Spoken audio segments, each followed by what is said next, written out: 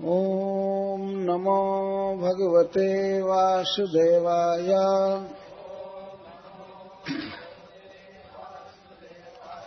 ओम नमो भगवते वासुदेवाय।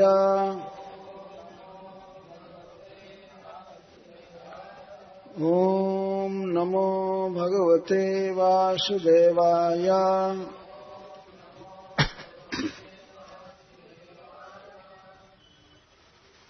हम लोग प्रारंभ करेंगे 18वें श्लोक से, परंतु आवृत्ति 21 और 22 दो श्लोक पर। देव देव महादेव भूतात्मन भूत भावना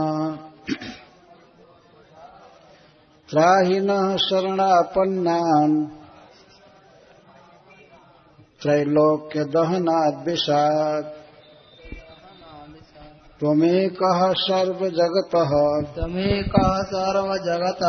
ईश्वरो बन्धमोक्षयः तं त्वामर्चन्ति कुशलाः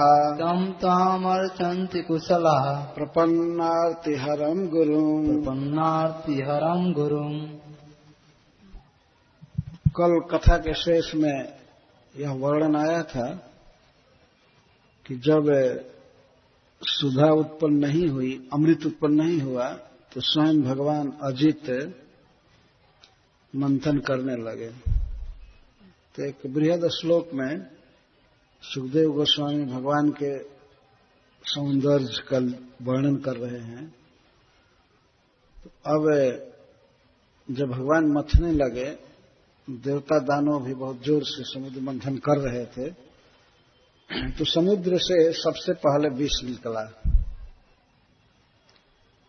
वैसे 14 रत्न निकले समुद्र मंथन से, तो उसमें विष भी एक रत्न ही में आया है।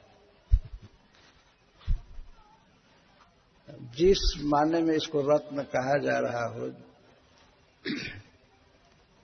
पर इसको रत्न के अंदर गिना गया है। सबसे पहली वस्तु निकला विष। तो यहां से वर्णन कर रहे हैं 18वें श्लोक से। निर्मथ्यमानाद उदधेर महाविषम महोल्बड़म हाल हलाभमग्रतः संभ्रांत मीनोन्मकराहि कच्छपात त्रिमी दीपग्राह तिमिंगलाकुलात्। निर्मथ्यमानात उदधे, जब समुद्र इस प्रकार से बड़े तेज गति से मथा जा रहा था, तो उस समुद्र से महाविषम अग्रतः सबसे पहले महाविष निकला, जिसका नाम है हाल हला। इसके 3 नाम हैं। हलाहल कहते हैं, या हालाहाल, या हाल वल। 3 नाम है। जो भी इच्छा करे बोलना चाहिए। हलाहल कहने में आसान है। हलाहल जहर निकला अग्रतः सर्वप्रथम। कैसे समुद्र से? जिस समुद्र में मंथन के कारण, मंदराचल के भ्रमण के कारण संभ्रांत मीनोन मकरो ही कच्छपात, उस समुद्र में जितने भी बड़ी बड़ी मछलियां थीं, और मछलियां संभ्रांत हो गई। बड़ी बड़ी मछलियां घबरा गई, ये क्या होने लगा इनके घर में। तो कई जोजन में पानी उद्वेलित हो रहा था एक बार घुमाने से। वो तो जहां तहां भागे किनारे और सोचने लगे, हाय भगवान ये क्या हो गया। तो मछलियां संभ्रांत हो गई। और मगर सब ऊपर आ गए, उत्त मकर। और सांप, मकर, अही, कच्छप, कछुआ, सांप और तिमी नाम के बड़े बड़े मछली होते हैं। तिमी और द्वीप मतलब हाथी, जल के हाथी, ग्राह और तिमिंगल आदि से भरा हुआ वो समुद्र था, तो ये सब आकुल हो गए, घबरा गए। इतना ध्यान रखना चाहिए कि किसी की कोई क्षति नहीं हुई, क्योंकि भगवान मथ रहे थे।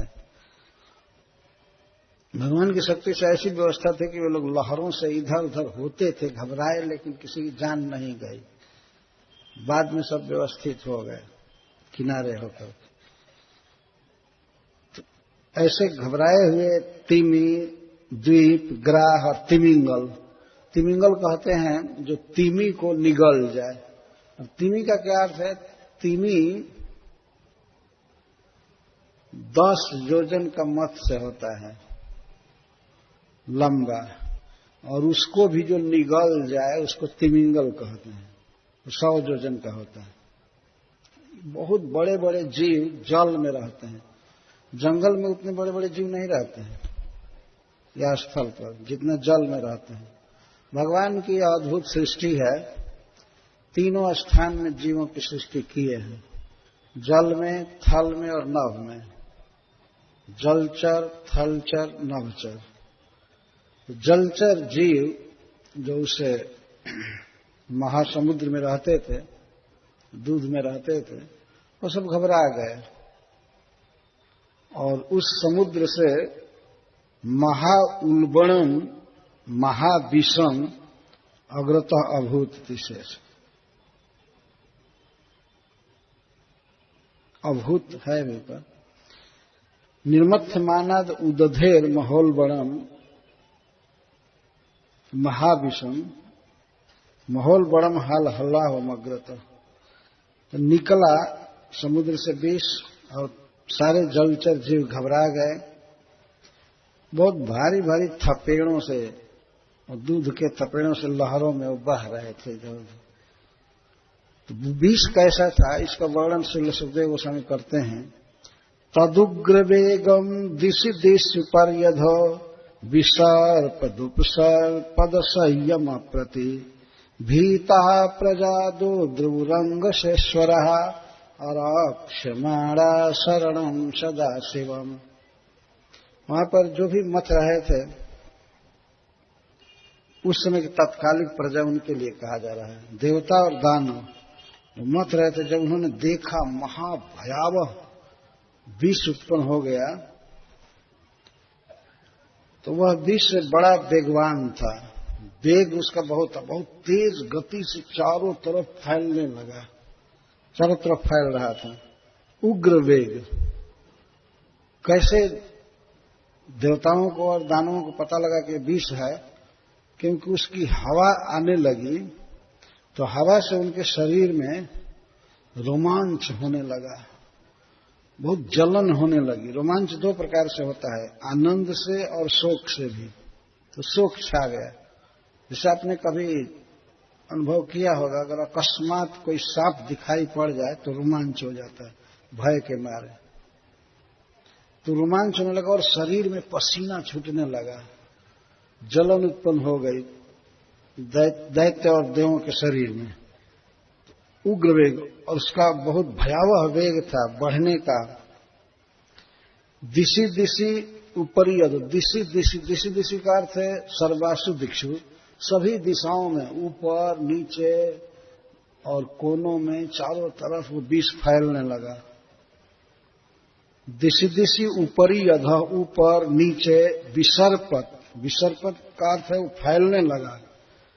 और उपसर्पत, ऊपर उठने लगा और चारों तरफ फैल रहा है, ऊपर भी बढ़ रहा है।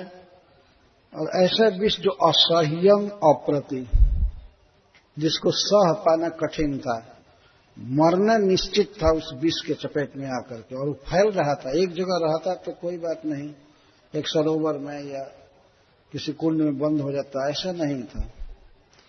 पूरा समुद्र व्यापी विष था। जितना दूर में समुद्र था, क्षीर समुद्र, उतने दूर में वो विष उत्पन्न हुआ मथने से और फिर फैलने लगा। असह्यम, उससे फिर जीवन की रक्षा कर पाना कठिन था, उसको सह पाना कठिन था। और अप्रति, अप्रति का अर्थ है अप्रतिम, अद्वितीय विष अथवा प्रतिकार शून्य। कोई संसार में ऐसी दवा नहीं है, कोई औषधि नहीं है, कोई उपाय नहीं है कि उस विष से बचा जा सके। तो असह्यम और अप्रति ऐसा विष चारों तरफ फैलने लगा तो भीता प्रजा, वहां पर समुद्र के आसपास जो प्रजा थी और विशेष करके देवता और दैत्य, ये सब डर गए। और दुद्रुव अंग, हे महाराज परीक्षित, हे प्रिय परीक्षित, सब लोग वहां से भागे। वासुकी नाग को वहीं छोड़ करके, मथना सतना सब छोड़ करके, और उनका पैर चला।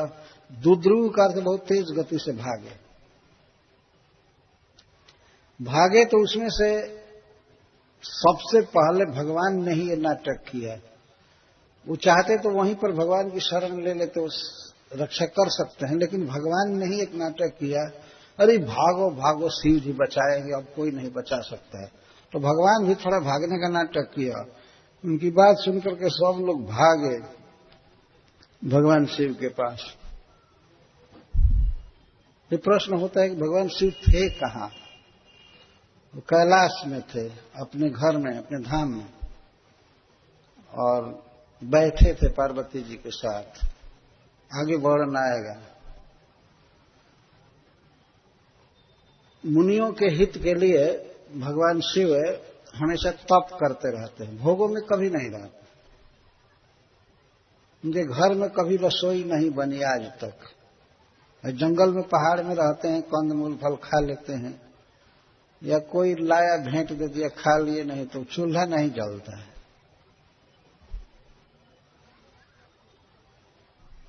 तप करते हैं, सिखाते हैं, अपने आचरण करके भगवान सबको सिखाते हैं कि ऐसे संसार में रहना चाहिए।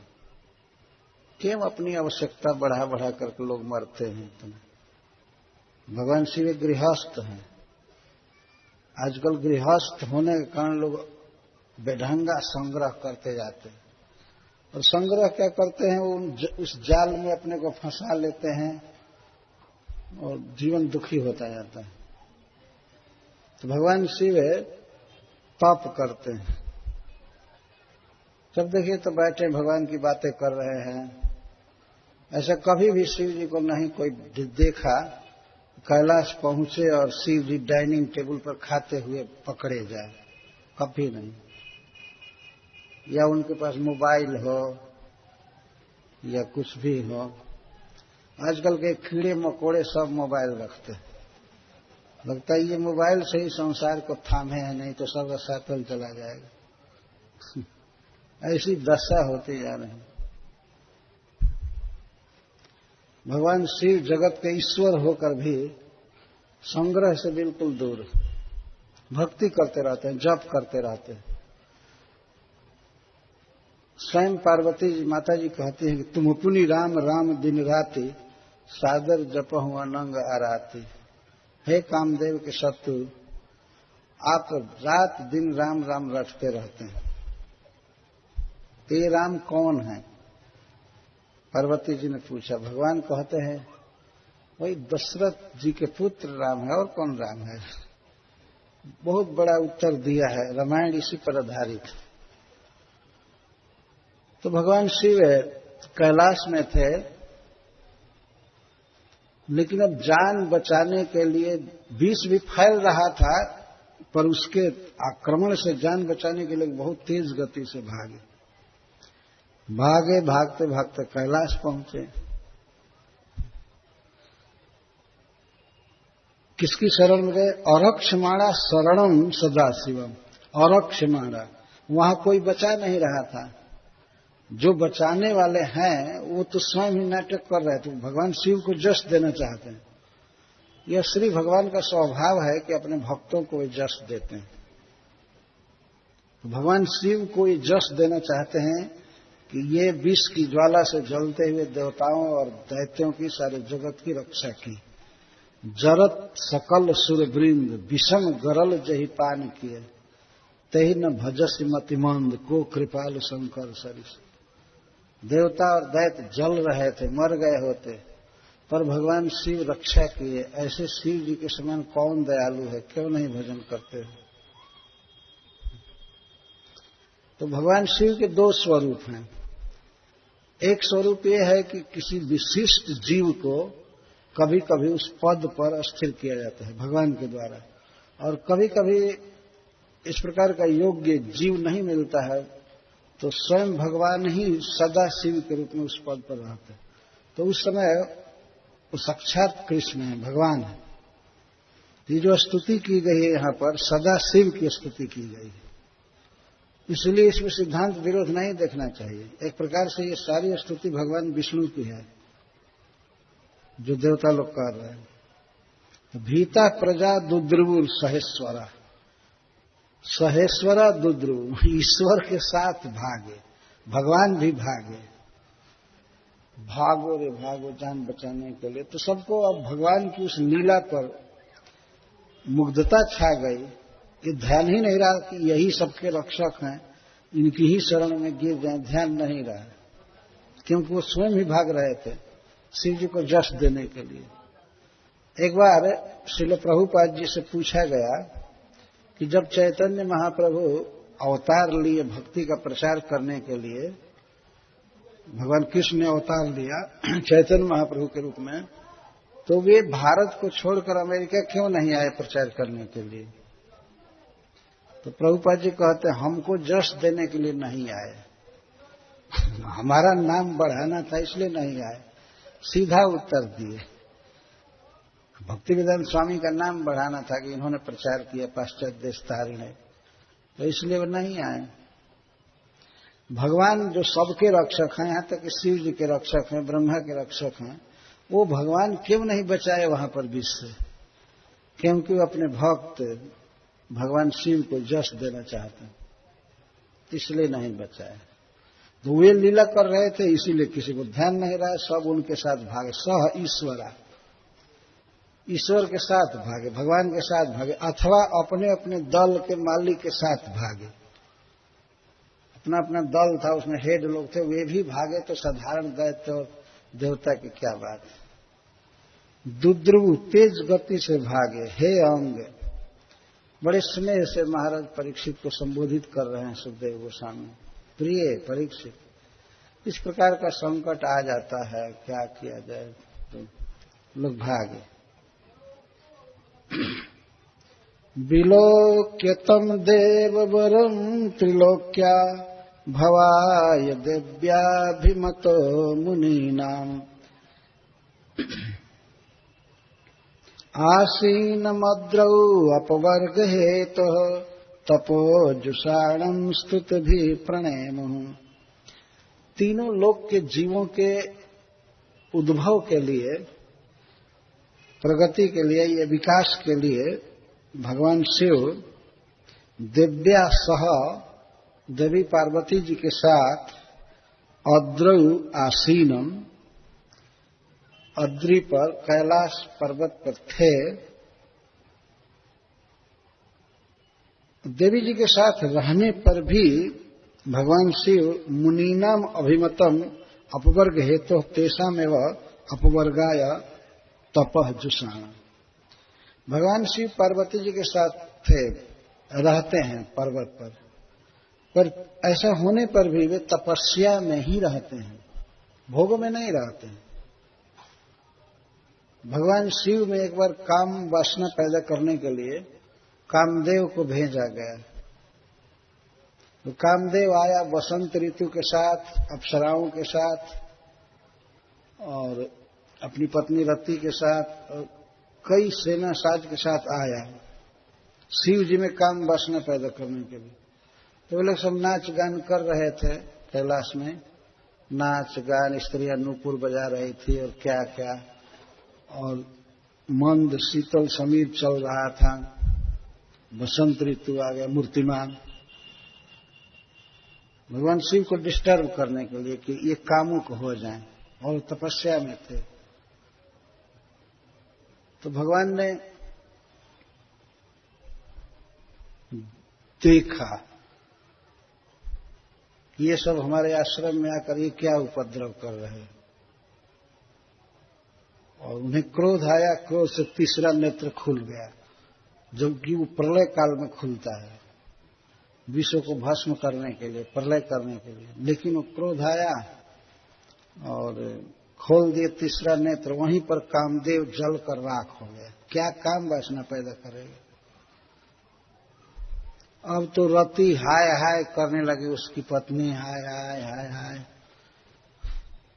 तब भगवान शिव ने वर दिया उसको कि बिना शरीर के ही सबके हृदय में व्यापक रहेगा, सब प्रभाव रहेगा। तो जिसके तीसरे नेत्र खुलने से कामदेव जलकर राख हो गया, उसमें क्या काम वासना हो सकती है। पार्वती जी साथ में रहती हैं, लेकिन भगवान शिव में कभी भी काम विकार उत्पन्न नहीं हो सकता। इसलिए यहां कहा गया कि देव्या सह अद्रैवासीनम, देवी पार्वती जी के साथ वे कैलाश में रहते हैं। तथापि श्रीधर स्वामी जी लिखते हैं इस पर भी वे मुनीनाम अभिमतम तपोजुषाणम, मुनियों के को जो प्रिय है, भगवान के विरक्त भक्तों को जो प्रिय है, उसी तप में जुड़े रहते हैं। अपवर्ग के लिए अर्थात मुनियों के आध्यात्मिक प्रगति के लिए भगवान शिव तप करते रहते हैं। यदि भगवान शिव ही भोग में पड़ जाए तो इनके देखा देखी तो दुनिया चौपट हो जाएगी। इसलिए वो दिखाते हैं भक्ति करके, रात दिन लगे रहते हैं। अपवर्ग का अर्थ है पवर्ग से ऊपर, त्रिवर्ग में नहीं रहते हैं। मोक्ष प्राप्ति के लिए या भगवान के धाम की प्राप्ति के लिए जो उचित तप है, भोगों से दूर रहना, भगवान की भक्ति में रहना, इसी में वे जुषाणम युक्त रहते हैं भगवान से।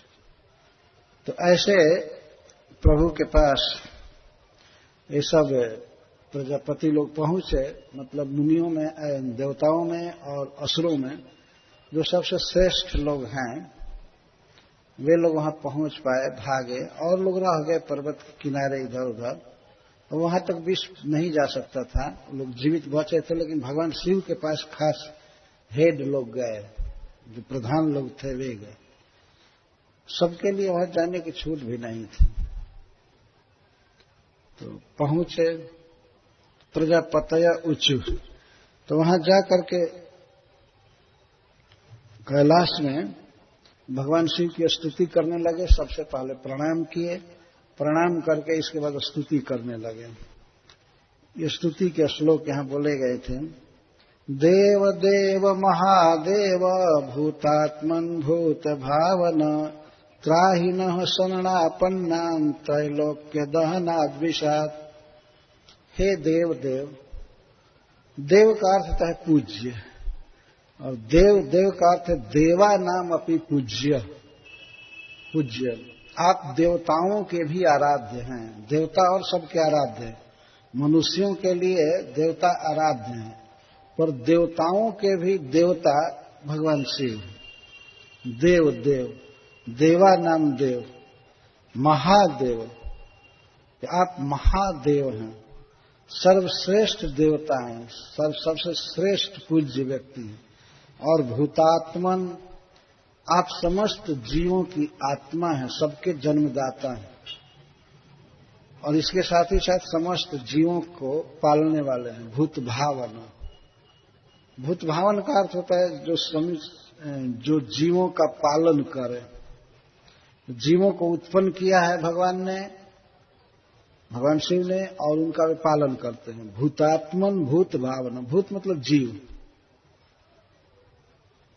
कभी कभी भगवान शिव को पशुपति कहते हैं। जो नेपाल में मंदिर है उसमें जो डीटी है भगवान शिव का, उसको पशुपति नाथ कहते हैं। तो पशुपति का अर्थ होता है, ऐसे तो सुनने में लगता है कि कोई गाय भैंस रखे होंगे, उनका पालन करते होंगे, इसलिए पशुपति कहते हैं। लेकिन पशु का अर्थ है जीव, पति मतलब पालन करने वाला। समस्त जीवों का वो पालन करते हैं, इसलिए उनको पशुपति कहते हैं। ऐसे भगवान कृष्ण भी पशुपति हैं, तो वे सचमुच पशु का पालन करते हैं, गाय चराते हैं। एक बार भागवत में उनके लिए पशुपति रवगा ही चार ऐसा आया है कि पशुपति वेणु गीत में श्री कृष्ण पशुओं का पालन करते हुए वृंदावन में घूमते रहते। भूतात्मन का अर्थ भूतों के कारण, अर्थात उनको जन्म देने वाले, जीवों को जन्म देने वाले। जहां भी तीनों लोकों में जीवों को जन्म हुआ है, देह मिला है, ये सब भगवान शिव ने दिया है। ध्यान रखना चाहिए कि यह स्तुति भगवान विष्णु और भगवान शिव जी में एक करके कही जा रही है। और भूत भावन, जीवों को पोषने वाले। इस संसार में अनेक वस्तु की जरूरत है जीवों को पोषने के लिए। जैसे सबसे पहले तो आधार चाहिए जहां वो रहें। तो भगवान ने पृथ्वी बनाया है जिस पर जीव रह सके। यदि अधिष्ठान आधार नहीं बनाए होते तो हम लोग कहां रहते। यदि आज भगवान का नोटिस आवे कि हे मनुष्यों, तुम लोग बहुत दिन रहे इस पृथ्वी पर, इसका रॉयल्टी दो अथवा खाली करो, तुम जाओ जहां जाना हो, तब क्या करेंगे। एक दिन ये नोटिस आवे कम से कम भारतवर्ष में लोगों को कि पृथ्वी खाली करो, बहुत दिन रह लिए, हम कोई चार्ज नहीं करते हैं, बस सीधा खाली करो। क्या कहेंगे लोग, सरकार क्या करेगी। भाई पृथ्वी खाली करना है, कहां जाएंगे। भगवान मान लो ये कहते हैं कि जहां इच्छा हो जाओ। कोई सोचे ठीक है तब हम नौका बनाएंगे और समुद्र में रहना चालू करेंगे। तो भगवान कहो जल भी मेरा है, समुद्र भी मेरा है, वहां भी नहीं रह सकते, आकाश में भी नहीं रह सकते, तुम लोग अपने लिए बनाओ समझ। और खाने के लिए वे कह दें कि पृथ्वी से जो भी वस्तु उत्पन्न हो रही है सब मेरा है। पेट्रोल मेरा रखा हुआ है, तुम लोग गाड़ी नहीं चला सकते हो, अपना पेट्रोल पैदा करो। हमारा पेट्रोल मत लो, हमारा कोई खनिज द्रव्य नहीं, हमारे पृथ्वी से उत्पन्न कोई फल नहीं, कुछ नहीं। क्या करेगा मनुष्य, मर जाएगा कि नहीं। तो वास्तव में विश्व के समस्त जीवों का पालन भगवान कर रहे हैं, कोई नहीं कर रहा है। कभी कभी दिखाते हैं ये मत्स्य पालन विभाग एक सरकार में मछली का पालन करते, वो खाने के लिए। पालन क्या होता है, मछली का बीज डाल डाल करके उनको बड़ा बड़ा करके इसके बाद खाने के लिए। वो भी सब भगवान का पानी है, भगवान कहीं भोजन करके वो मछली आदि जीवित रहते हैं। कोई एक व्यक्ति का भी पालन नहीं कर सकता है। सारा संसार मिल करके एक व्यक्ति की आवश्यकता की पूर्ति नहीं कर सकता है यदि भगवान कह दे कि मेरी वस्तु मत छुओ। तो उनको भूत भावन कहते हैं, जीव भावन, समस्त जीवों का पालन करने वाले। किस प्रकार भगवान विविध वस्तुओं से समस्त जीवों का पालन कर रहे हैं, इस पर विचार करना चाहिए। त्राहि नः शरणापन्ना, हम आपकी शरण में आए हैं, शरणागत हैं, हमारी रक्षा कीजिए, हमारी रक्षा कीजिए। देवता और दानव भगवान शिव से हाथ जोड़ करके प्रणाम करके मांग रहे हैं, हमारी रक्षा कीजिए। त्राहि नः अस्मन् त्राहि, हम आपके शरण में आए हैं। किस चीज से रक्षा की जाए। त्रैलोक के दहनाद विषाद, तीनों लोगों को ये जलाने वाला महाविष है, इससे हमारी रक्षा कीजिए, हमारी रक्षा कीजिए। त्वमेक सर्व जगतः ईश्वरो बंध मोक्षय, समस्त जीवों के बंधन और मुक्ति के, सुख और दुख को देने वाले आप ही हैं, आप ही ईश्वर हैं। इसीलिए जो विद्वान व्यक्ति हैं, समझदार हैं, जिनको थोड़ा विवेक है, वे लोग आपकी पूजा करते हैं। तम त्वाम अर्चन्ति कुशला, कुशल लोग, विवेकी लोग आपकी अर्चना करते हैं। क्योंकि प्रपन्नार्ति हरम गुरुम, आप ही शरणागत के दुख का नाश करते हैं और वास्तविक हितैषी, हितोपदेष्टा, हित करने वाले आप ही हैं। आप ही वास्तविक गुरु हैं। यहां गुरु का अर्थ है माता पिता और उपदेश देने वाला। तो आप ही वास्तविक उपदेश दाता हैं, हित करने में समर्थ हैं। हे प्रभु, हम आपकी शरण में हैं, हमारी रक्षा कीजिए, हमारी रक्षा कीजिए। और भगवान शिव की अन्य भी स्तुति की है, जिसको मैं यहां हिंदी में पढ़ देना चाहता हूं। प्रजापतियों ने भगवान शंकर की स्तुति की। ध्यान से सुनिएगा, सोइएगा मत। देवताओं के आराध्य महादेव, आप समस्त प्राणियों के आत्मा और उनके जीवन दाता हैं। हम लोग आपकी शरण में आए हैं।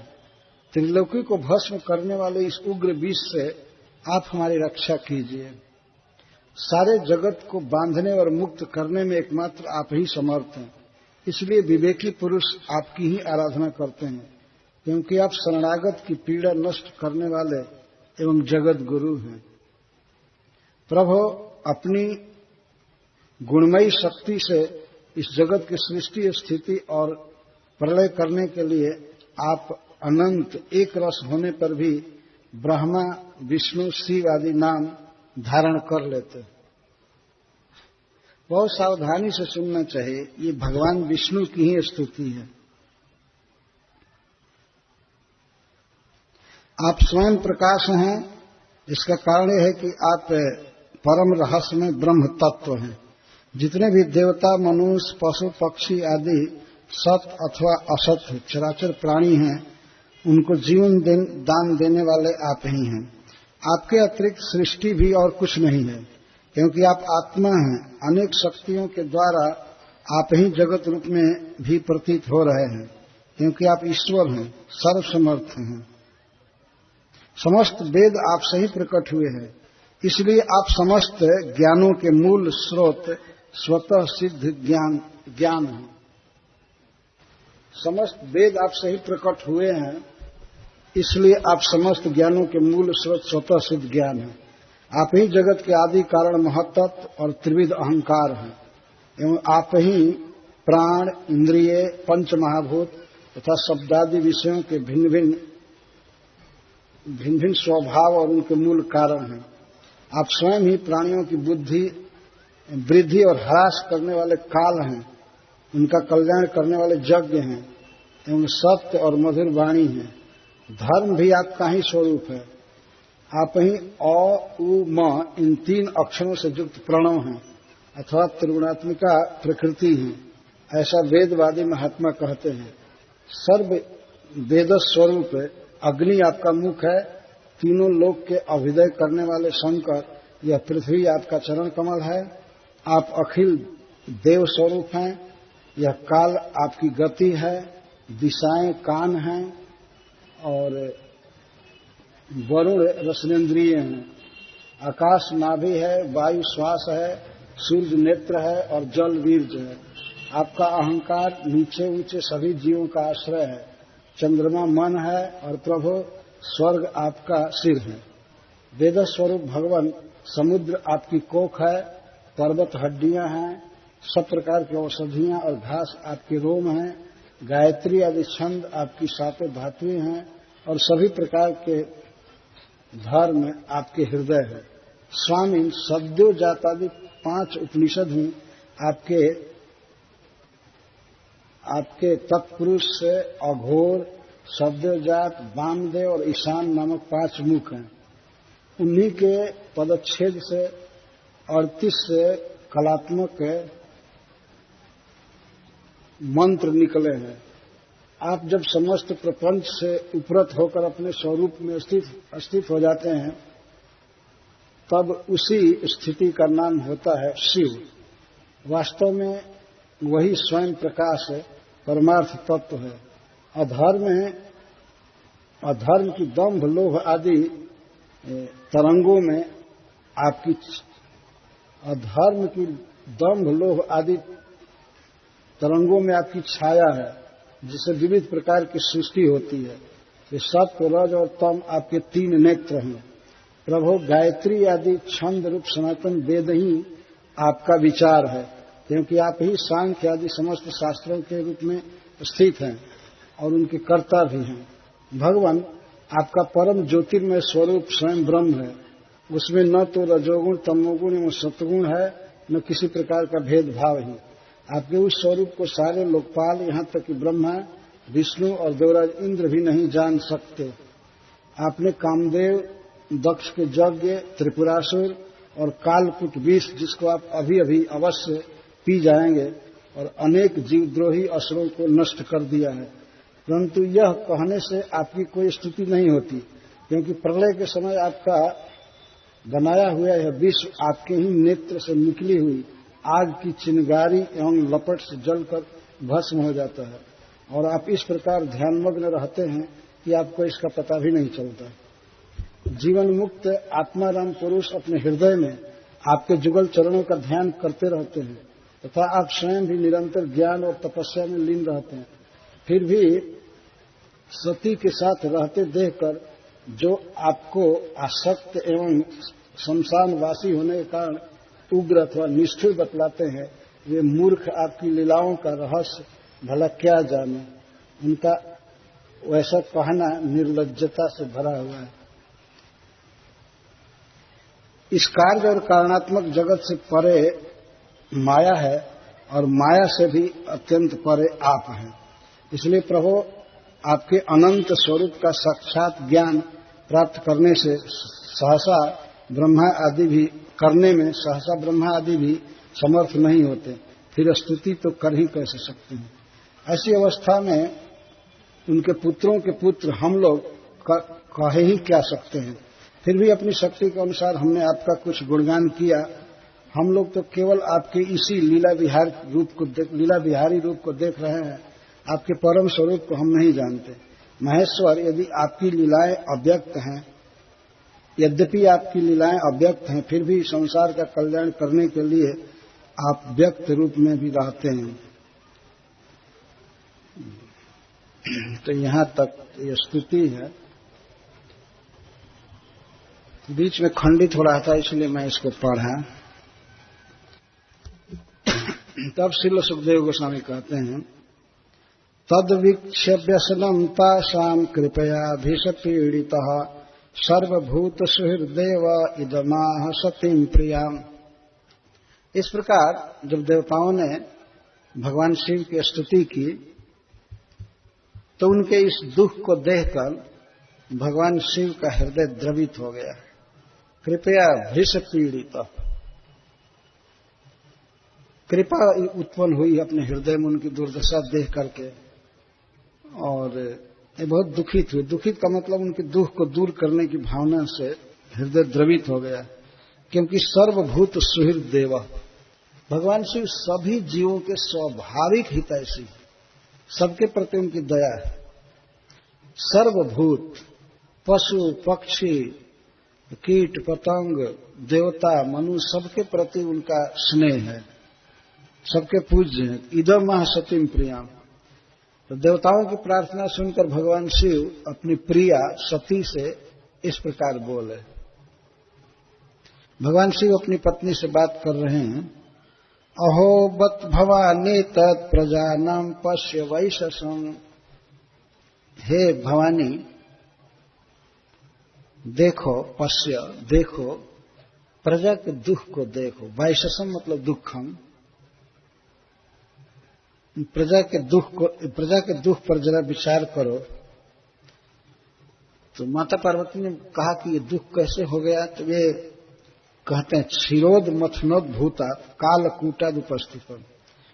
ये लोग क्षीर समुद्र मथ रहे थे, और क्षीर समुद्र के मंथन से कालकूट नामक महाविष उत्पन्न हुआ है, और उसी विष के कारण यह दुख उपस्थित हुआ। भगवान शिव ये सोचे कि यदि मैं विष पीऊंगा तो मेरे प्रभाव पर विचार न करने के कारण, ध्यान न देने के कारण हो सकता है कि पार्वती हमें मना करे, सती मना करे, ये घबरा जाए। इसलिए भगवान शिव पार्वती जी से अनुज्ञा ले रहे हैं, बता रहे हैं कि हमको कहेगी ठीक है पीजिए। और वैसे भगवान शिव जीवन में बहुत बड़ा निर्णय लेने जा रहे हैं, महाविष को पीने का। तो पत्नी से बिना सलाह लिए कैसे पिएंगे? ये आवश्यक है पूछ करके काम किया जाए। तो भगवान शिव स्वयं कहते हैं कि देखो प्रजा पर विपत्ति आई हुई है, क्षीर समुद्र के मथने से कालकूट जहर उत्पन्न हुआ है और उससे ये लोग घबराए हुए हैं। तो आसाम प्राण परिप्सु नाम विधेयम अभयम ही में, प्राण परिप्सु नाम, ये प्राण रक्षण की इच्छा कर रहे हैं, प्राण बचाने के लिए व्याकुल हैं, इनके प्राणों पर विपत्ति आई है तो मैं इनको अभय दान दूंगा, मतलब मैं इनकी रक्षा करूंगा। अपनी पत्नी से भगवान शिव इस प्रकार बात कर रहे हैं कि मैं इनकी रक्षा करूंगा। अब तक ये नहीं कहे कि किस तरह रक्षा करूंगा, कहे कि मैं विधेयम अभयम ही में, एतावान ही प्रभुर अर्थ हो जब दीन परिपालनम, जो व्यक्ति प्रभु है, प्रभु का अर्थ होता है समर्थ, जो समर्थ व्यक्ति है उसका एतावान ही अर्थ है, यही कार्य होना चाहिए, उसका एकमात्र यही कार्य है कि वह दीन का पालन करे, दीनहीन व्यक्ति का पालन करे, दुखी व्यक्ति का दुख दूर करे। तो जो समर्थ व्यक्ति का यही एकमात्र कार्य है। समर्थ का अर्थ है, जैसे मान लीजिए किसी के पास धन है, ज्ञान है, बल है, बुद्धि है, तो अपने बल से, अपनी बुद्धि से, ज्ञान से, धन से दुखी जीवों का दुख दूर करे, उनका पालन करे, यही काम है एकमात्र। अर्थ का अर्थ कार्यम, यही एकमात्र कार्य, और कुछ नहीं। यदि समर्थ है तो चाहिए कि वो दीन दुखियों का पालन करे। और दीन दुखियों में केवल मनुष्य का ही नहीं, पशु पक्षी भी प्रजा हैं, उनका भी पालन होना चाहिए। आधुनिक युग में मनुष्य ये समझते हैं कि केवल मनुष्य का पालन करो और बाकी सारे पशुओं को काट कर खा जाओ। ये राक्षस इस तरह के विचार रखते। पशु भी दुखी हैं, उनको दुख होता है, इसका उनको ध्यान ही नहीं है। पशु मनुष्य की आजीविका के रूप में भगवान ने पैदा किया, ये हेल्प करते हैं मनुष्य को। घोड़े, बैल, ये अपनी एनर्जी द्वारा बोझ खींचते हैं, सवारी की जाती है। गाय, भैंस ये सब दूध देती हैं। कितना बड़ा साथ दे रहे हैं मनुष्य का। मनुष्य के शरीर से ऐसा कोई भी पदार्थ नहीं निकलता है जिसको मनुष्य समाज में खाया जाए, पिया जाए। लेकिन पशुओं से दूध निकलता है, दही बनता है, घी निकलता है। लेकिन ये पशु बहुत दुखी हैं, इनको चारा तक नहीं मिल रहा है, इस पर मनुष्य समाज का कोई ध्यान नहीं। एक तो पशु कम कर दिए गए, बहुत कम हो गए हैं पशुओं की हत्या के कारण। फिर भी पशुओं का चारा ये मनुष्य समाज नहीं जुटा पा रहा है। हार्वेस्टर से गेहूं काट करके भूसा जला देना, थोड़ा भी विचार नहीं है कि आखिर वो भी किसी के लिए भोजन भगवान ने पैदा किया, उनके लिए भोजन पर ध्यान नहीं। मनुष्य इतना स्वार्थी और इतना मूर्ख हो गया है कि उसकी व्यापक दृष्टि जाती ही नहीं है। तो हमारा काम चलना चाहिए। तो क्या काम चलेगा? वृक्षों को और पशुओं को भगवान ने इसीलिए बनाया है कि ये मनुष्यों को हेल्प करेंगे जीने में।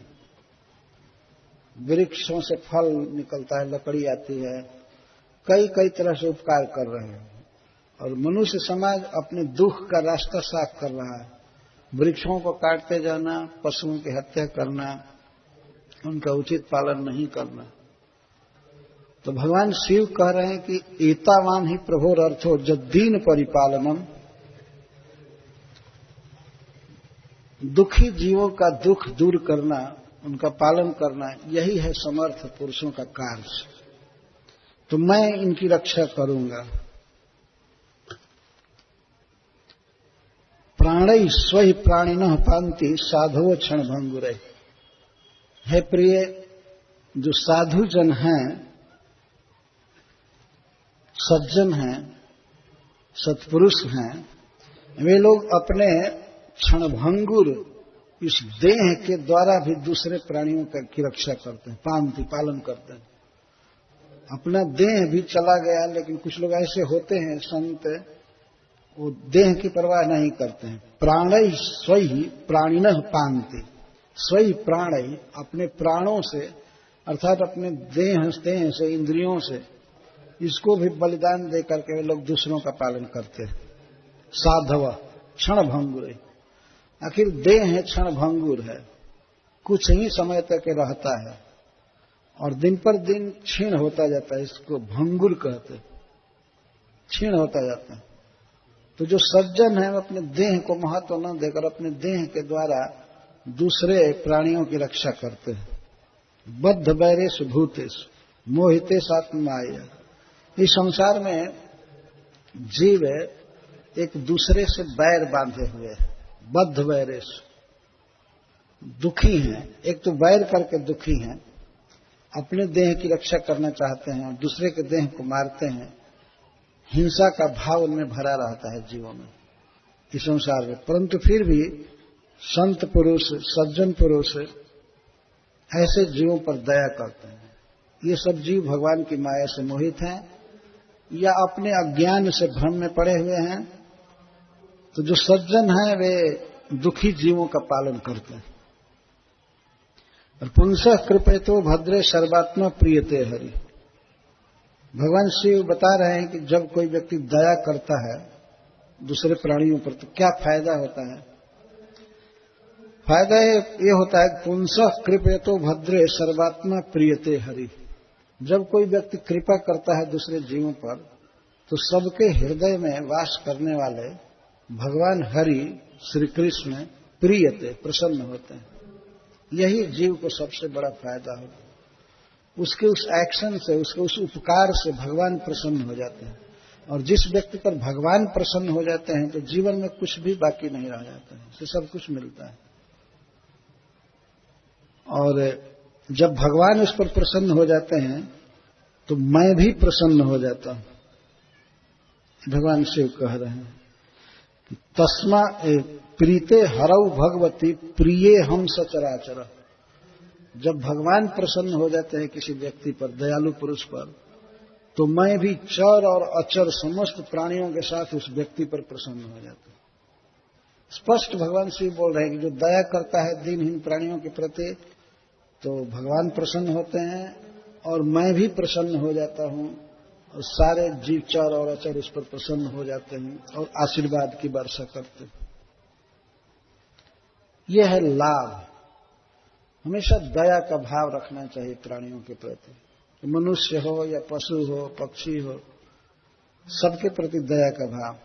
तो जो व्यक्ति दया हमेशा करता रहता है, दयालु रहता है, तो भगवान उस पर कृपा करते हैं। बताइए ऐसा व्यक्ति कैसे गरीब हो सकता है जिस पर भगवान प्रसन्न है, प्लस शिव जी भी प्रसन्न है और अन्य देवता आदि सब प्रसन्न है। जब भगवान प्रसन्न हो जाते हैं तो सब लोग प्रसन्न होते हैं। जा पर कृपा राम कह होई, ता पर कृपा कराए सब कोई। जिस पर भगवान कृपा करते हैं तो सब कृपा करते हैं। स्पष्ट भगवान शिव कह रहे हैं कि प्रिय हम, मैं भी प्रसन्न हो जाता हूं। सचराचर, चर और अचर सब भी प्राणियों के साथ मैं इस पर कृपा करता हूं। तो यही है जीवन का लाभ प्रिय, कि दुखी जीवों का दुख दूर किया जाए। तस्माद इदम गरम भुंजे प्रजानाम स्वस्तिरस्तु में, अतः मैं इस विष को पीऊंगा, मेरे द्वारा प्रजा का कल्याण हो। मैं चाहता हूं इनका हित करना, ये जीवित रहे, सुख से जिए। इस तरह से रो रहे हैं, कराह रहे हैं, मरने के भय से इस तरह से घबरा रहे हैं, मैं नहीं चाहता हूं कि ये दुखी रहे। अतः तस्माद इदम गरम भुंजे, इस गर को, इस विष को मैं खाऊंगा। भुंज, कभी कभी तरल पदार्थ के लिए भी खाना शब्द आता है। बंगाली लोग पानी पीने नहीं कहते हैं, जल खाओ, तो जल को भी खाना कहते हैं। तो संस्कृत में ही भगवान शिव बोल रहे हैं कि मैं इस विष को खाऊंगा, पीऊंगा ऐसा नहीं कह रहे, मैं खाऊंगा। तो यह भी शब्द चलता है, इससे सिद्ध हुआ कि बंगाल में जो प्रसिद्ध है वो भी संस्कृत से ही निकला है।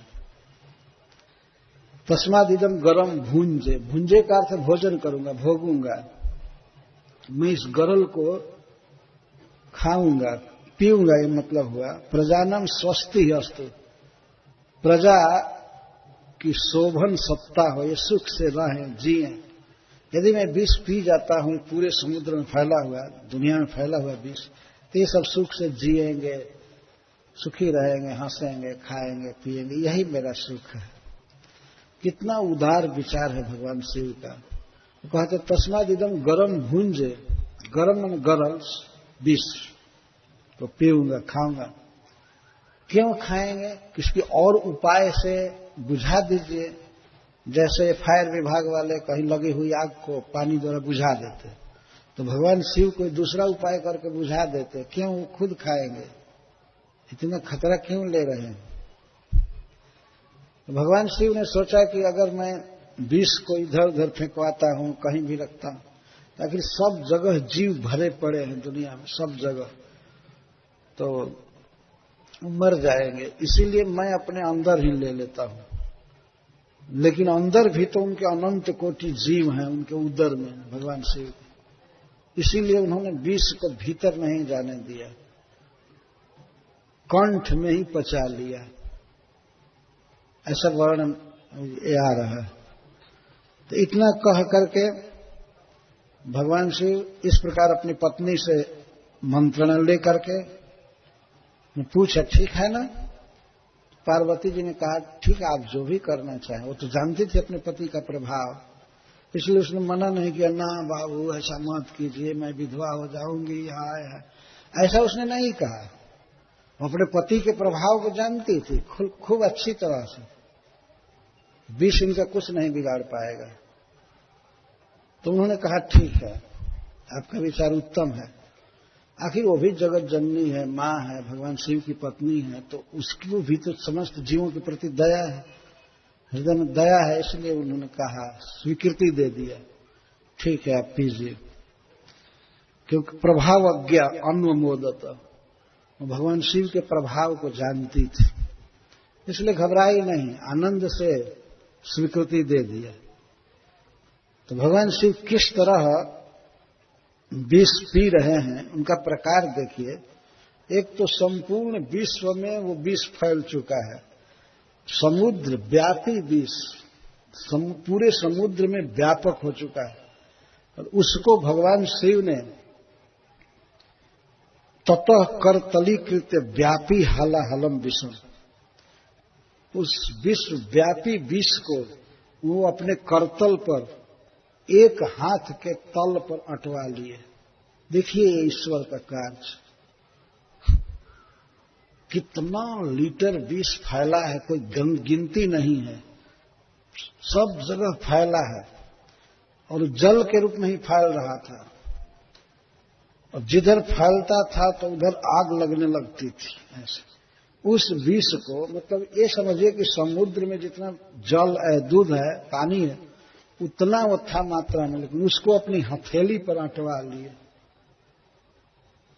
कभी कभी मनुष्यों के दिमाग में बात नहीं आएगी, ये कैसे हो सकता है? हम लोगों के लिए नहीं हो सकता है, भगवान के लिए क्या अशक्य है? सुखदेव गोस्वामी बोल रहे हैं गंगा जी के तट पर, सुखताल में, यहां से बहुत दूर नहीं है, तो वहां बोल रहे, ऋषियों के सभा में बोल रहे हैं, ततः करतलीकृत्य। करतलीकृत्य का मतलब है करतल परिमित मात्रम कृत्वा, हाथ में अट सके इतना छोटा बना लिए उस समुद्र को, उस व्यापक विष को। तो उसके लिए अब क्या आश्चर्य होगा अगर हाथ में अटवा कर फिर पी जाए? ये कौन सी आश्चर्य की बात है? पहले उतने विशाल भंडार को अपने हाथ में अटवा लेना, यही बहुत बड़ा मुश्किल है, असंभव कार्य है। लेकिन भगवान शिव में शक्ति है, वो ले लिए हाथ पर, और सती के सामने, पार्वती जी के सामने पीने लगे, और सब लोग देख रहे थे। अभक्षयन महादेव कृपया भूत भावना, जीवों का पालन करने में तत्पर भगवान शिव उस विष को पी गए। इतने बड़े विष के स्टॉक को हथेली पर अटवा कर फिर पिए, तो भगवान ने सोचा कि हमारे भीतर भी तो अनंत कोटि जीव हैं, वो मर जाएंगे विष से, तो उनमें ये सामर्थ्य है, वो भीतर पानी नहीं जाने दिए, वो जल का दोष जाने नहीं दिए विष को, वो कंठ में रोक लिए। हम लोग में शक्ति नहीं, हम लोग तो 2-4 बूंद पानी भी नहीं रोक पाएंगे, 1 बूंद भी नहीं रोक पाएंगे, या तो पी जाएंगे अथवा उल्टी करेंगे। लेकिन भगवान शिव की शक्ति, विष बमन नहीं किए और भीतर भी नहीं जाने दिए, कंठ में पचा लिए। और वह इतना भयावह विष था, उसने प्रभाव भगवान शिव पर भी नहीं छोड़ा, शिव पर भी छोड़ा, प्रभाव अपना असर दिखाया कि उनके गोरे शरीर को, जो चंद्रमा की तरह गोरे हैं शिव जी, उनके कंठ को नीला कर दिया। इसका मतलब जला दिया, कंठ नीला हो गया, गोरा शरीर नीला हो गया, इसलिए भगवान का नाम पड़ा नीलकंठ। भगवान शिव का एक नाम है नीलकंठ। सुखदेव गोस्वामी कहते हैं, तस्यापि दर्शयामास स्वबीर्जम जलकल्मष जच्चकार गले नीलम तच्च साधुर विभूषणम। इतना प्रभावशाली विष है, इतना प्रभावशाली कि इतने समर्थ भगवान शिव के भी गले को नीला कर दिया। लेकिन परम दयालु भगवान शिव के लिए वह विष या गला का नीला होना विभूषणम, एक अलंकार हो गया। वो बहुत अच्छा लगता है भगवान शिव का। जहां भी शिव जी जाते हैं तो लोग देखते हैं उनके गले को नीला हुआ है, गोरे शरीर में, तो सब जगह चर्चा करते हैं। एक दिन समस्त विश्व पर बहुत बड़ी विपत्ति आई थी, विशेषकर देवता और दानवों पर, विष के कारण। उस विष को इन्होंने पी लिया था, उसी विष के कारण एक गला नीला हो गया। तो सब जगह प्रशंसा होती है, भगवान शिव जहां भी जाते हैं उनकी प्रशंसा होती है और बहुत अच्छा लगता है। एक तो जस मिलता है और दूसरे उस गोरे शरीर में नीला कंठ भी उनको बहुत अच्छा लगता है। दूसरे लोग कभी दोष नहीं देते। तो इस प्रकार तच्च साधुर विभूषणम, भगवान शिव के लिए वह आभूषण बन गया। गला नीला दिखना बहुत अच्छा लगता है, क्योंकि बहुत अच्छे कार्य के कारण हुआ है। एक बार एक लड़का, हमारे गांव के निकट की घटना है, जंगल में भैंस चरा रहा था, गाय भैंस चरा रहा था, तो गया कुछ घास काटने के लिए एक जगह। घास काट रहा था, तब तक वहीं पर एक बाघ सोया था, किसी पशु को खा करके, ताजा खाया था और सोया था। वो देखा नहीं लड़का,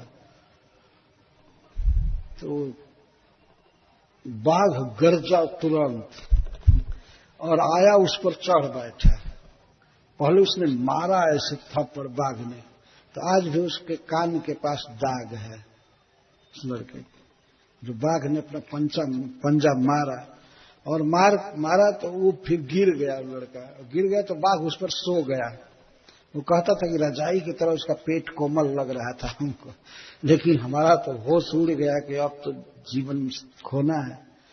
पर बाघ खाया पिया था, बस कुछ देर रुका और इसके बाद पता नहीं क्या उसके मन में आया, उठ करके दहाड़ता हुआ चला गया। तो वो निशान आज भी है। इस तरह से एक यशस्वी निशान होता है कि बाघ ने मारा।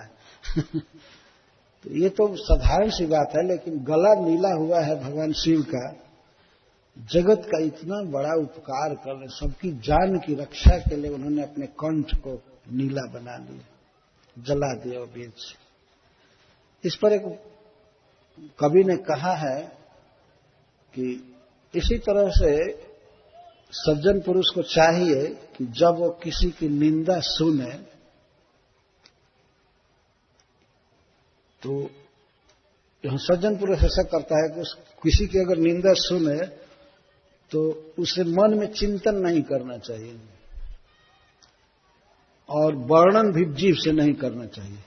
वर्णन करने का मतलब है कि बाहर कर रहा है और चिंतन करने का मतलब है भीतर ले जा रहा है। भगवान शिव जैसे विष को बीच में ही पचा दिए कंठ में, वैसे किसी की निंदा को सुन करके न तो मन में सोचना चाहिए और न बोलना चाहिए, कंठ में बीच में ही पचा लेना चाहिए, न बोले न सोचे, क्योंकि दुनिया में जहां जाएंगे निंदा तो मिलेगी ही किसी न किसी की। तो सज्जन पुरुष को चाहिए कि वो वैसे उस निंदा को पचा ले जैसे भगवान शिव विष को पचा लिए, पेट में नहीं जाने दिए और बाहर उल्टी नहीं किए। तो किसी की निंदा को बोलना ये उल्टी करने जैसा है, सुने तो उसको दोहराने लगे, ऐसा है, ये है, वो है, और मन में भी नहीं सोचना चाहिए। मन में सोचना वो पेट में अंदर ले जाना है। तो इस प्रकार समस्त जगत के हित के लिए भगवान शिव विष पान किए। तस्यापि दर्शयामास स्वबीर्जम जल कल्मष जच्चकार गले नीलम तच्च साधुर विभूषण। इस पर श्रील सुखदेव गोस्वामी भगवान शिव की बहुत प्रशंसा करते हैं। कहते हैं तप्यन्ते लोकतापेन साधवो प्रायसो जना परमाराधनम तद्धि पुरुषस्य अखिलात्मन। ये तो भगवान शिव की बात है, तो बहुत बड़े हैं। सामान्य सज्जन भी लोकतापेन प्रायः तप्यन्ते, लोगों का कष्ट देख करके वे कष्ट में रहते हैं, अर्थात मन में दया उत्पन्न होती रहती है। दूसरे के ताप से वे तप्त रहते हैं। दूसरे को जब देखते हैं कि दुखी है तो उससे वो दुखी हो जाते हैं, द्रवित हो जाते हैं। ये तो भगवान हैं, इनके लिए तो कहना ही क्या। तप्यन्ते लोक तापेन साधुओं प्रयासो जना। लोक ताप से, लोगों के दुख को देख करके प्रायः सज्जन पुरुष तप्त रहते हैं। और दूसरे के दुख को दूर करने की चेष्टा करना, यही है अखिलात्मा परम पुरुष भगवान विष्णु की आराधना। भगवान को यदि कोई खुश करना चाहता है तो उसे चाहिए कि वह दुखी जीवों का दुख दूर करे, अपने आप भगवान प्रसन्न हो जाएंगे। भगवान अखिलात्मा है। अखिलात्मा का अर्थ सभी प्राणियों के हृदय में वे हैं। अतः सभी प्राणियों में भगवान को देख करके उस प्राणी के दुख को दूर करने का उपाय करना चाहिए, इससे भगवान प्रसन्न होते हैं। अखिलात्मा सीए राम मैं सब जग जानी करम प्रणाम जोर जुग पानी। ये सत्य है कि भगवान सभी प्राणियों के भीतर हैं और बिना प्राण प्रतिष्ठा के हैं, डायरेक्ट हैं। मूर्ति वगैरह में तो जब प्राण प्रतिष्ठा की जाती है, भाव होता है, तब भगवान आते हैं, और वो भी आए कि नहीं आए कुछ पता नहीं चलता है। पर जीवों के हृदय में तो भगवान साक्षात हैं, अपने आप अपनी विधि से ही विराजमान है। अतः भगवान की सबसे बड़ी पूजा यही है कि दीन दुखी जीवों का दुख दूर किया जाए, उनको सहायता किया जाए, उनके दुख में दुखी हुआ जाए। दुख में दुखी होने का मतलब है उनका दुख मिटाना। प्रायशः शब्द क्यों दिया जा रहा है? भगवान शिव के लिए भी प्रायः दूसरे के दुख से दुखी रहते हैं शिव जी या दूसरे साधु। प्रायः कार से 99% टाइम लगभग दुखी रहते, कभी कभी नहीं दुखी रहते। ये भगवान शिव के लिए कहा गया कि ये जब प्रलय करते हैं तो सारे जीव जलते हैं, आह करते हैं, पर उस समय दुखी नहीं होते हैं, इसलिए प्रायः शब्द का प्रयोग किया गया। उस समय दूसरे के दुख से इनको कोई दुख नहीं होता। ये भगवान का आदेश है, प्रलय करना है तो प्रलय करते हैं अपनी ड्यूटी मान करके, इसलिए प्रायशः शब्द का प्रयोग किया गया। हमेशा दुखी रहते हैं, 1% समय दुखी नहीं रहते। तो प्रलय जब होगा तब होगा, तब तक तो दुखी रहते ही हैं। तो परमाराधनम तद्धि पुरुषस्य अखिलात्मन, यही है अखिलात्मा पुरुष की परम आराधना, सर्वश्रेष्ठ आराधना यही है, दुखी जीवों का दुख दूर करना। और वैसे संस्कृत के श्लोक में कहा गया है कि जो महात्मा होते हैं, संत होते हैं, उनका हृदय बिल्कुल मृदुल होता है। कितने मृदुल होता है? मक्खन से भी अधिक मृदुल होता है। पूछ रहा है कोई व्यक्ति, मृदुलम किमु वस्तु है सखे नवनीता दपि सज्जनस्य हृत, नवनीत से भी अधिक कोमल मृदुल वस्तु कौन है इस संसार में? तो उत्तर दिया जा रहा है सज्जनस्य हृत, सज्जन का हृदय। सज्जन व्यक्ति का जो हृदय होता है वो मक्खन से भी, नवनीत से भी कोमल होता है, क्योंकि तदिदम द्रवते स्वतापनात्, मक्खन तो अपने ताप से तप्त हो जाता, द्रवित हो जाता है, पिघल जाता है, लेकिन पर तापात द्रवते सताम मना, दूसरों के दुख से दुखी होता, दूसरों का दुख देखकर, ताप देख करके सज्जनों का मन द्रवित हो जाता है। गोस्वामी तुलसीदास जी ने इसको बहुत अच्छी तरह से कहा है, संत हृदय नवनीत समाना, कहा कबिन पे कह ही न जाना। कवियों ने, विद्वानों ने ऐसा कहा है कि संत का हृदय नवनीत जैसा होता है, कोमल। पर तुलसीदास जी कहते हैं लेकिन ये गलत कहा लोगों ने, कहने आया नहीं। कहा कबिन पे कह ही न जाना, कहा विद्वानों ने ऐसी बात, लेकिन कहने नहीं आया, गलत कह दिया। क्योंकि निज परिताप द्रवई नवनीता, पर दुख द्रव ही संत सुपुनीता। नवनीत तो अपने दुख से, जब उस पर आंच लगती है तो पिघलता है, अपना दुख से, अपने आंच से पिघलता है, अपने पर आंच लगने से। लेकिन संत वे होते हैं जो दूसरे के ताप को देख करके पिघल जाते हैं। इसलिए नवनीत से भी अधिक कोमल हृदय होता है सज्जन पुरुषों का।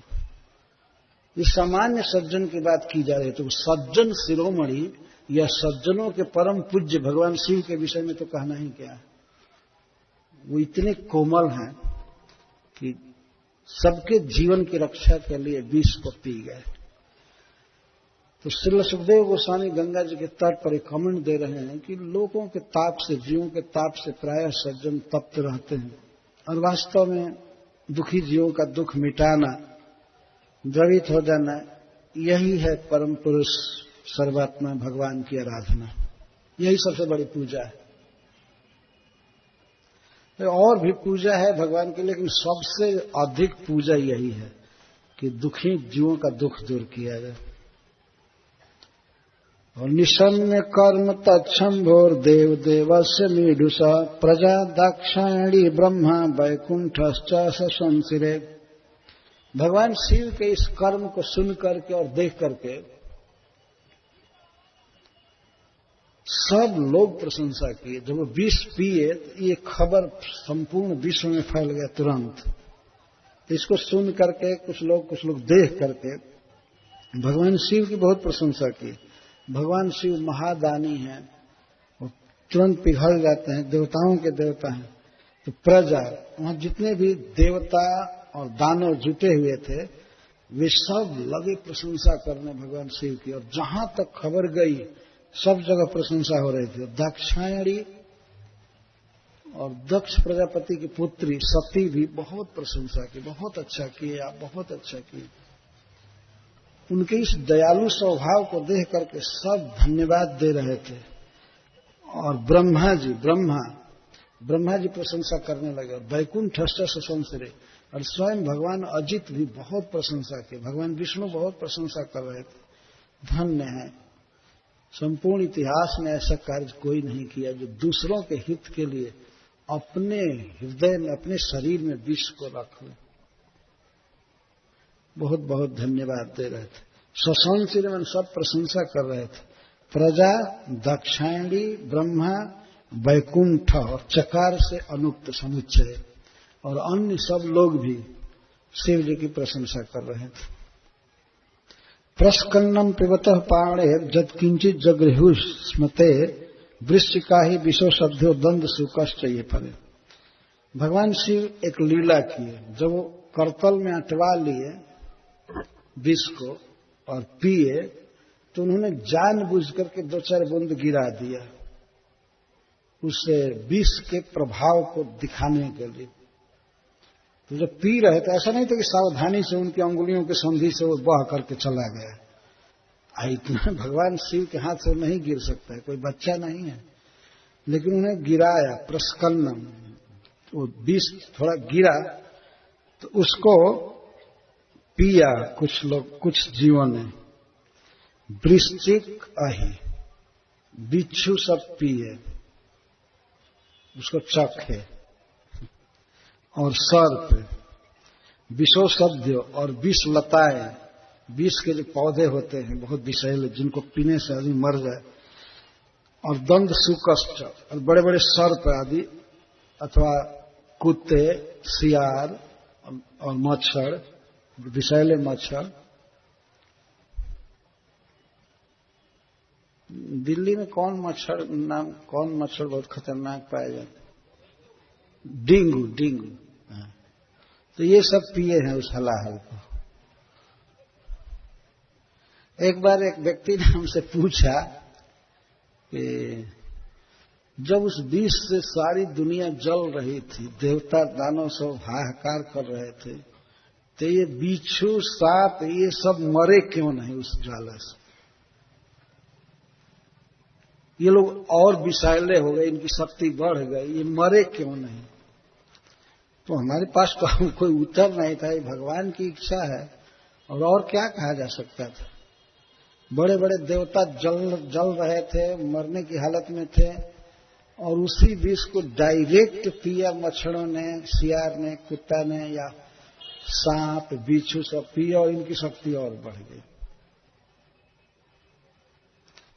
क्या कहा जा सकता है? भगवान की इच्छा के अलावा और क्या इसका उत्तर है? वे नहीं मरे।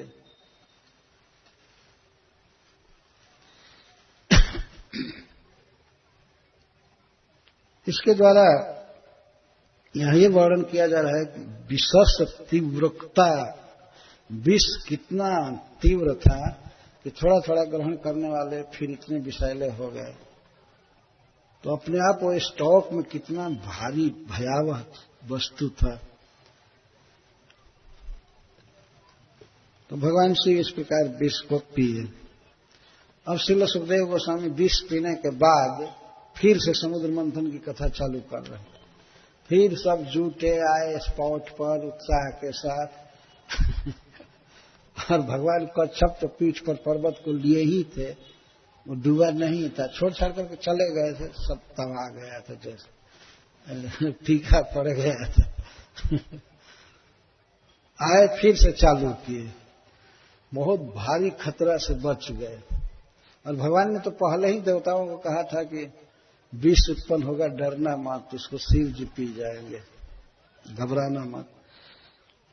तो अब श्रील सुखदेव गोस्वामी नए सिरे से समुद्र मंथन की कथा चालू कर रहे हैं। कौन कौन वस्तु उत्पन्न हुई?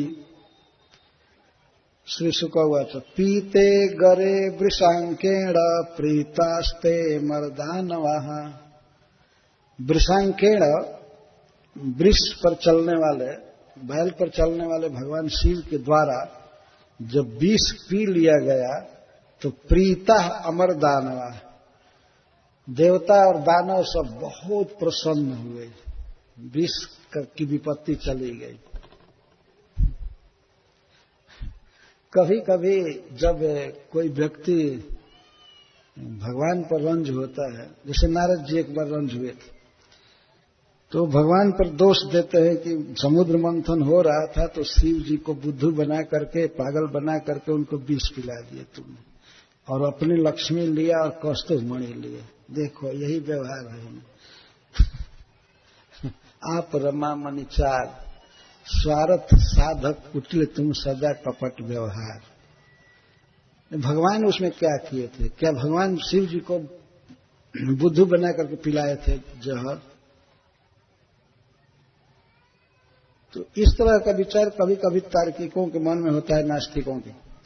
यदि भगवान है तो देखो अपने कौस्तुभ लिया, लक्ष्मी को लिया, और शिव जी को वही विष भेज दिए पीने के लिए। जो कुछ भी हो, भगवान शिव का एक कार्य बहुत महान हुआ। तो जब विष पी गए तो प्रीता अमर दानवा, पीते गरे वृषांकण, उधर शिव जी पी गए विष को, तब ये लोग बहुत प्रसन्न हुए। और ममंथु तरसा सिंधुम हविर्धानी तत्व, तो बहुत तेज गति से बड़े उत्साह से फिर मथना चालू किए। तो विष के बाद संख्या में दूसरी बार अब कामधेनु उत्पन्न हुई, समुद्र की लहरों से कामधेनु आई, गाय उत्पन्न हुई जो समस्त कामनाओं को पूरा करती है। असुर लोग गाय पसंद नहीं किए, क्योंकि असुर लोग तो ऐसे ही गाय के बैरी होते हैं, गाय को काटते हैं, खाते हैं, उनको पसंद नहीं पड़ी। और इसके बाद तब देवताओं की बारी आई। देवता लोग तो चुप थे। भगवान ने पहले ही शिक्षा दिया था कि लोभः कार्यो नवो जातु रोषः कामस्तु वस्तुषु, किसी भी वस्तु में लोभ मत करना, कोई दूसरा ले ले तो क्रोध मत करना, और किसी भी वस्तु की कामना ही मत करना, बस मत हो। तो ये लोग रुके थे, देवता भी कुछ नहीं बोलते थे। तो भगवान ने कहा, ऐसी बात है कि आप लोगों के जीवन की पहली कमाई है, विष को तो कमाई नहीं मानेंगे, वो तो विपत्ति थी, ये कमाई है, तो इसे साधुओं को, ऋषियों को दे दिया जाए, अंगों निकाल दिया जाए। ऐसे मतलब पहला फल उत्पन्न हुआ है तो ये साधु ब्राह्मण को दे दिया जाए।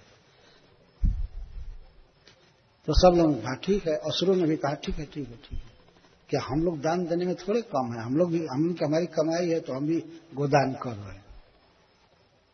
तो गोदान कर दिए गए।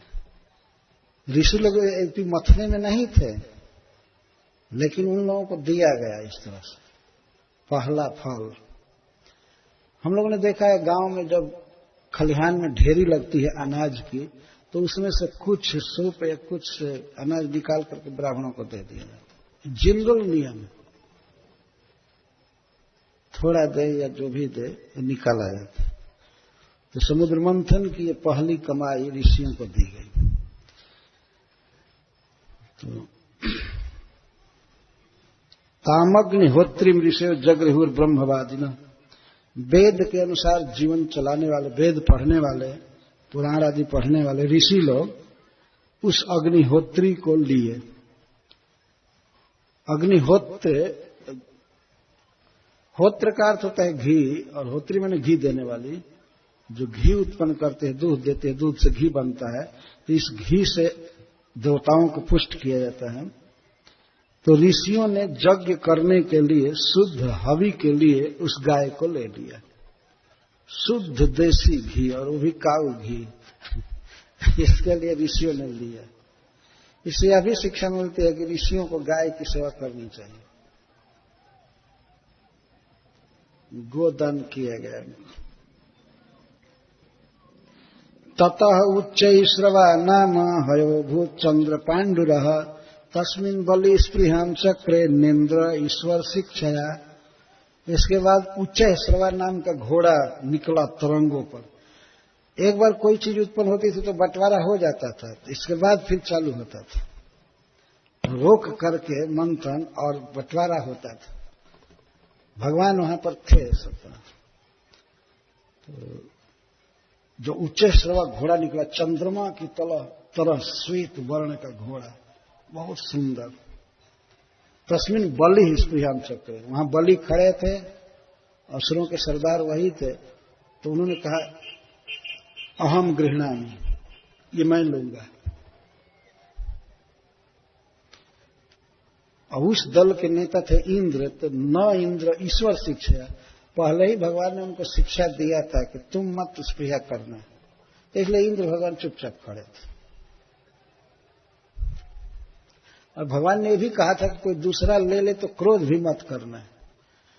अथवा इस समय भी संकेत किए होंगे अपने मटकी से कि तुम मत, भगवान सिखाए होंगे अपने भक्त को कि लेने दो, चुपचाप रहो। उस समय तो शिक्षा दिए ही थे, इस समय भी कहा नहीं। तो इंद्र नहीं, स्पृहा ही नहीं की, इच्छा ही नहीं की इंद्र भगवान की शिक्षा के अनुसार, और बलि महाराज उस घोड़े को ले लिए। और भगवान ने इसलिए भी कहा था कि अब इसके बाद इससे भी अच्छी वस्तु उत्पन्न होगी, तो आखिर टर्म आएगा तो मिलेगा ना। तब तक तो ऐरावत हाथी निकला, जिसके 4 दांत ऐसे थे जैसे कैलाश पर्वत के शिखर हो उजले। भगवान शिव के पर्वत की महिमा को भी खंडित करने वाला था। तत ऐरावतो नाम वारणेन्द्रो विनिर्गत दंत चतुर्भि श्वेताद्रे हरन भगवतो मही। भगवान शिव का पर्वत है, उसका नाम है कैलाश। तो कैलाश स्वर्णमय पर्वत नहीं है, रजत का पर्वत है, चांदी का पर्वत है, तो उजला है। तो ऐरावत का रंग भी चंद्रमा की तरह ही था, उजला, काला नहीं है, वो श्वेत हाथी बिल्कुल चंद्रमा की तरह चमकता है। और उसके दांत ऐसे लगते हैं जैसे कैलाश पर्वत के 4 शिखर। तो उस पर भी असुरों ने कहा बस ये हम लेंगे। तो भगवान ने रोका, कहा नहीं, ईमानदारी से बंटवारा होना चाहिए। अभी आपने लिया ना, अब तो टर्म देवताओं का है।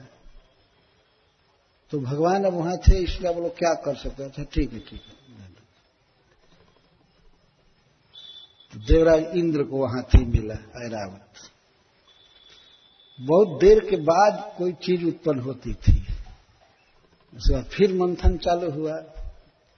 देवराज इंद्र के हिस्से में वो कहीं बांध दिया गया हाथी या खड़ा कर दिया गया, अपना काम फिर चालू है। अथवा वो भेज दिए होंगे अपने शिविर में जहां वो लोग रुके थे। सब फिर चालू हुआ मंथन। कौस्तुभाख्यम अभुद्रत्नम पद्मरागो महोदधे तस्मिन हरिस्पृहां चक्रे वक्षोलंकरणे महौ। इसके बाद कौस्तुभ मणि निकला, जगमग करता हुआ दिशाओं। पीले वर्ण का मणि है, भगवान पीला मणि धारण करते हैं क्योंकि वो स्वयं सांवले हैं। सांवले शरीर पर पीत मणि धारण करते हैं। कौस्तुभ ये पद्मराग मणि है, बहुमूल्य, उसकी कीमत दुनिया बेच करके भी नहीं चुकाई जा सकती है, बहुत बहुमूल्य। तो तस्मिन हरि स्पृहां चक्र, भगवान उसमें स्पृहा किए। अभी दोनों पक्ष के लोग ले ही लिए थे। पहला फल दिया गया ऋषियों को, जब बंटवारा हुआ तो भगवान ने स्पृहा किया। अच्छा भाई, मेरा भी कुछ होता है कि नहीं? अरे सारा काम तो भगवान ही किए थे, पर्वत धारण किए हैं, चला भी रहे हैं, मंदराचल भी लाए थे सब। लेकिन भगवान ने कहा आप लोग एक बार सोच लीजिए, देवताओं को डांट करके कहे कि मेरा कुछ होता है कि नहीं इसमें। अच्छा तो आप चाहते हैं? हाँ मैं चाहता हूं। भगवान ने खुल कर कहा ठीक है ठीक है। तो वहां कोई विवाद नहीं हुआ। भगवान कौस्तुभ मणि ले लिए, जो भगवान के वक्षस्थल का श्रृंगार है, उसको हमेशा धारण किए रहते हैं, कौस्तुभ मणि। तो भगवान ने लिया। ततो भवत पारिजात, इसके बाद पारिजात कल्प वृक्ष उत्पन्न हुआ। और टर्म था असुरों का, लेकिन इन लोगों ने स्वयं नहीं लिया। उन्होंने सोचा कि ये वृक्ष रुख कौन लेने जाए। वो तो कल्प वृक्ष वृक्ष के रूप में है, लेकिन वो तो महादेवता से भी बढ़ करके है। वो सबकी कामना को पूरी करता है। उसके छाया में आ जाए कोई तो उसका दुख दूर हो जाता है। वो लोग नहीं जानते थे इसकी महिमा को, इसलिए टर्म तो आया था दैत्यों का, लेकिन जब भगवान ने इशारा किया तब नहीं, हम नहीं लेंगे, सीधा कहा दैत्यों ने। दैत्य तो वृक्ष को काटते हैं ना, खत्म करते हैं, कहां से वृक्ष लेंगे? ये समझिए जो भी वृक्षों को काटे वो राक्षस ही है, दैत्य ही है, बिना मतलब के। अरे वृक्ष सूख जाता है तो अपने आप वो काम में आता है, लेकिन हरे वृक्ष को काट देना, पक्षियों के लिए आश्रय खत्म हो जाता है, मनुष्य और पशु के लिए छाया खत्म हो जाती है, वर्षा भी कम होती है वृक्षों के बिना। तो ये असुर लोग वृक्ष की महिमा नहीं जानते, और वो भी कल्प वृक्ष को देखे तो रिजेक्ट कर दिए। लेकिन टर्म उनका था, तो भगवान ने कहा ठीक है, ये सुरलोक विभूषणम, अब ये स्वर्ग लोक की शोभा बढ़ाएगा, स्वर्ग में जाएगा पारिजात। सबसे उत्कृष्ट कोटि का ये वृक्ष है। मन में संकल्प जो किया जाता है उसको भी ये पूरा कर देता है। फिर विधिवत कोई सेवा करे तब तो कहना ही क्या। तो कैसे ये अर्थियों की कामना को पूरा करता है? जैसे आप सुखदेव गोस्वामी महाराज परीक्षित को कह रहे हैं कि जैसे आप मांगने वाले की इच्छा को पूरा कर देते हैं, उसी तरह कल्प वृक्ष पूरा करता है। कल्प वृक्ष की तुलना महाराज परीक्षित से किए। ततो भवत पारिजातः सुरलोक विभूषणम पुरयत्यर्थिनो योर्थई शश्वत भुवि जथा भवान। कथा कहते समय महाराज परीक्षित को इतना मान दे रहे हैं। वास्तव में महाराज परीक्षित ऐसे थे, वे मांगने वाले की इच्छा को पूरा करते थे। इसी तरह कल्प वृक्ष कोई भी अभिलाषा कोई करे तो उस अभिलाषा की पूर्ति कर देता है। तो इस वृक्ष को देवताओं ने लिया और स्वर्ग लोक में ये रोपा गया। केवल एक ही वृक्ष नहीं था, ये एक जाति के लिए एक वचन का प्रयोग किया गया। पूरा स्वर्ग पारिजात वृक्ष से भर गया। ततश्चाप सरसो जाता निष्कंठ्या सुवास। इसके बाद अप्सराएं उत्पन्न हुई, समुद्र की लहरों पर अपने आप आ जाती थी मंथन करने पर। निष्कंठ्या, गले में बहुत सुंदर आभूषण था, हंसली थी और बिल्कुल नवीन जवानी थी और सुवास और बहुत सुंदर वस्त्र पहनी थी अप्सराएं, साड़ी पहनती। स्वर्ग में सभी देवताओं की स्त्रियां साड़ी पहनती हैं और देवता धोती पहनते हैं। देवताओं के यहां एक भी आदमी फुल पैंट नहीं पहनता है। हाँ, वहां ये इसकी कोई जरूरत नहीं। ये तो सब अंग्रेज पहन करके आए, उसको धीरे धीरे लोग सीख लिए। देवताओं के यहां एक भी देवता ये वस्त्र नहीं पहनता। और मनुष्यों के समाज में तो कोई स्टैंडर्ड ही नहीं है, कौन क्या पहनेगा, क्या करेगा, आधा शरीर उघाड़ रखेगा कि पूरा नग्न घूमेगा।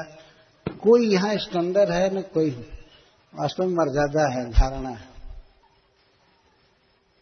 कोई भी कटिंग कुछ भी पहन लो, कोई भी अंग नग्न रखो, कम वस्त्र पहनो, विदेशी चाल है वास्तव में, जो भारतवर्ष में भी आ गई है।